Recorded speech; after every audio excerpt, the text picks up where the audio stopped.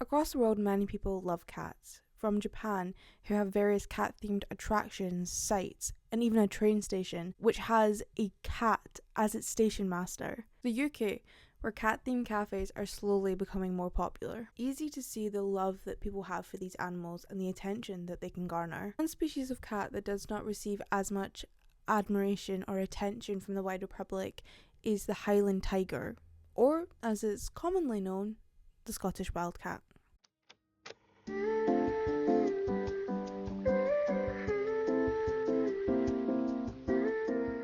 To the untrained eye, wildcats can easily be mistaken for domestic cats. However, wildcats tend to be larger with thicker, darker stripes across their bodies and bushy tails. These cats are rooted within Scottish culture, mythology, and the ecosystem. But despite the significance that they have, they are believed to be critically endangered, with only around a few hundred left in the wild. Currently, many organisations are working in fighting to increase their wild population and allow a magnificent species to flourish once again in the Scottish Highlands. Scottish Wildcat faces many problems in the wild, ranging from habitat loss to hybridisation with feral cats, each threatening their survival. With conservation efforts and educating people about these threats, there is hope that Scottish Wildcat populations will increase in the wild and there will be a lesser threat of extinction. Hopefully this video will highlight the challenges that Scottish Wildcats have and are facing, as well as the decisions that are being made within conservation to help protect these incredible species. I hope to help educate anyone who is watching about Scottish Wildcats, their threats, and the actions that we can take to help protect them and reduce the risk of their extinction.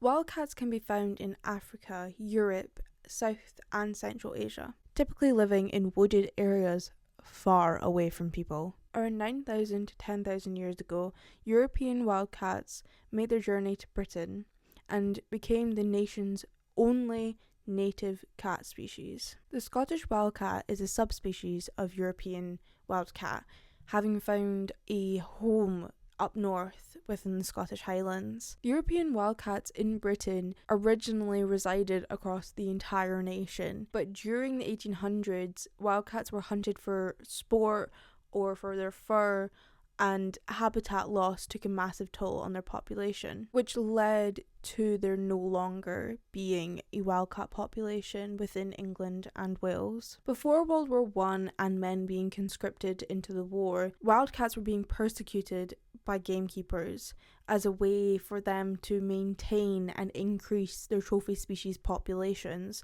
such as pheasants. However, during and after the war, the wildcat population in Scotland was able to increase as those who were persecuting them were away fighting or had sadly died. With their presence in Scotland came their presence in Scottish folklore and mythology. There are vast amounts of Scottish folklore which includes wildcats, ranging from them and their actions being seen as omens. For example, a cat washing behind its ears could symbolise rain coming soon, to more disturbing ones with a live cat being roasted while other cats have to answer people's questions in order to free the first cat. Although wildcats are such an important part of Scottish culture and wildlife, we aren't actively taught about their history, the problems that they're facing or have faced, or even the ways in which we can help protect them or increase their population. These magnificent animals help control animal populations by hunting small and medium-sized prey, and without them, we would lose a crucial player within the Scottish wildlife food chain. Scottish wildcats are already limited to where they can live, as they prefer these densely wooded areas that are being stripped away so that the land can be used for something else that benefits humans. Removing these woodlands not only takes the Scottish wildcat and other animals' habitats away, forcing them to find a new place to live, but also increases the effect of climate change and breaks down the structures of soil and multi-species relationships. The breakdown of these structures would lead to plants not being able to grow back, and therefore animals would not have access to food or shelter. Deforestation and habitat loss do not target one species. They greatly affect every organism and multi-species relationship that exists within these forests, which includes wildcats and the relationship that they have with other animals or plants.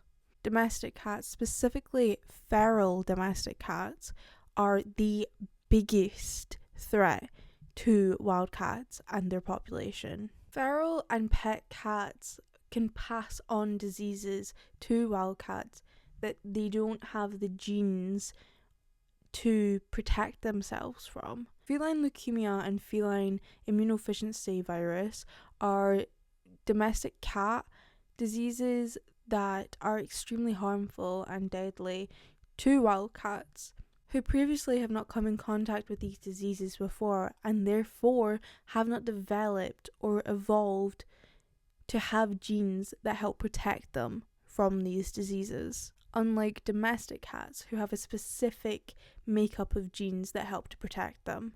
Although they have the genes to protect themselves, they are still able to carry the diseases and pass them along to any wildcats they interact with. Domestic cats not only threaten wildcats and their population through diseases, but also through hybridization.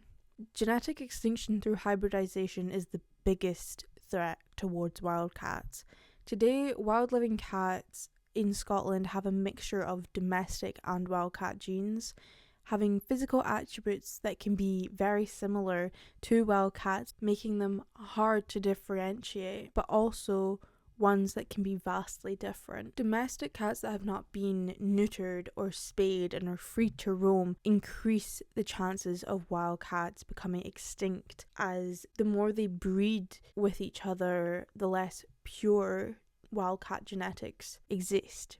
Hybridization decreases the amount of true and pure wildcats and replaces them with wild living cats that, although they resemble these wildcats and contain similar genetics to them, they are not 100% wildcats. Many organisations and projects are dedicated towards the conservation of Scottish wildcats. They want to bring awareness to the problems Scottish wildcats are facing and help increase the population through breeding programs and neutering and spading feral domestic cats to reduce hybridization. A couple of examples of these types of programs and organisations are Saving Wildcats, who focus on the captive breeding and release of wildcats, and Wildcat Haven, who focus more on the genetics and their method of trapping feral domestic cats, neutering them, and then releasing them again to help sustain the genetically pure wildcat population. Saving Wildcats is a European partnership project that the Royal Zoological Society of Scotland, or RZSS, has led since 2015. The project focuses on breeding and releasing wildcats into the Cairngorm National Park, which is in the Scottish Highlands, to help increase the wild population and prevent them from going extinct. Since 2015, Saving Wildcats has constructed Britain's first large-scale conservation centre dedicated to breeding wildcats so that they can be released later on. The centre is located in RZSS's Highland Wildlife Park in the Cairngorm National Park. Visitors to the wildlife park can see the breeding to release centre and safely observe the wildcats that have been successfully bred and are waiting to be released. Every year, the Saving Wildcats project aims to release 20 captively bred wildcats into the Cairngorm National Park, and those that are released are fitted with GPS collars, which allows for their movements and behaviours to be recorded. Saving Wildcats is working towards expanding their breeding programme and creating more breeding for release centres, not just in Scotland but across the entirety of the UK. How can we help Saving Wildcats with their mission to increase wildcat populations and prevent them from going extinct? Those who want to help wildcats through the Saving Wildcats project can, like many other organisations, adopt a wildcat for £5 a month, making a donation either once or multiple times a year, or create a fundraiser. Supporters can also purchase items from the Saving Wildcats Amazon wishlist, which allows these items to go directly to the care of the wildcats. There are even ways to help the project and wildcats without having to spend any money. People can sign up for the Saving Wildcats mailing list, which will keep you updated on the wildcats and upcoming events and developments, and gives people the opportunity to get involved with the project. Wildcat Haven is another project that protects wildcats from extinction. Instead of breeding and releasing wildcats, it focuses more on the genetic side of wildcat conservation. The project aims to save the genetically pure wildcat by capturing, neutering, and releasing feral cats. Feral cats and hybridization, as I have mentioned, are the biggest threats to wildcats, as breeding reduces the number of pure wildcats while also introducing diseases to wildcats that can be extremely harmful and can cause death. Wildcat Haven researches the effects feral cats have on wildcat population and creates the best approach to how to deal with these issues of disease and crossbreeding. So far, Wildcat Haven has created a safe habitat that is over 1,000 square miles for Scottish wildcats in the Ardnamurchan Peninsula. They have been successful in securing this area through their process of catching feral cats,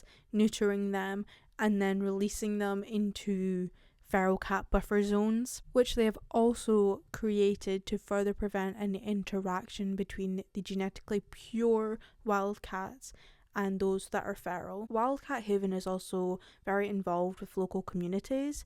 These communities can provide them with vast amount of local knowledge on the local environment and ecosystem, knowledge that they may not have access to if they did not work with these communities. Local people have a much wider knowledge of how nature around them behaves and are more likely to know some of the wildcats and feral cats' behavioural patterns, which will help Wildcat Haven's plan. They have managed to create relationships with local businesses, landowners, organisations, community councils, as well as animal welfare groups, people who feed feral cats, and domestic cat owners. Each of these groups can provide specific information about the cats that they are interacting with or witnessing, or provide a helping hand when it comes to furthering Wildcat Haven's mission. For example, feral cat feeders have formed relationships with the feral cats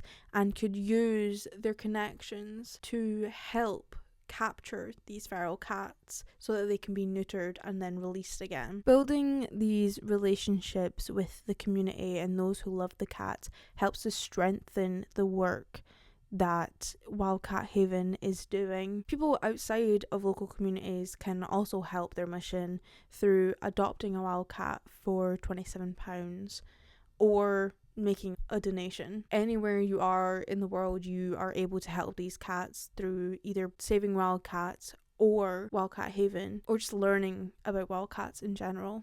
Hi, it's Editing Faith here. I never properly did an outro for this video, so I'm doing it now. I hope that everyone who's watching this has learned something and have been able to take anything, any new information, or even if it's stuff you already knew. I hope you've still enjoyed this video and able to know more about or know something different about the Scottish Wildcats. I'm gonna, in the description, I'm gonna put links to some of the pages that I mentioned, like the Saving Wildcats and the Wildcat Havens. I'll put their websites down below. This video is just what I found. Please, if you want to learn more, go out, learn more. There is probably so much more information that I didn't mention in this video. So yeah, keep going and keep learning and keep wanting to learn about these animals and how incredible they are. I've had this video was tough to make. It took a while to make, but I overall love it and I'm very excited for everyone to watch, and I hope you have enjoyed it and I hope you've learned something. I will see you in my next video.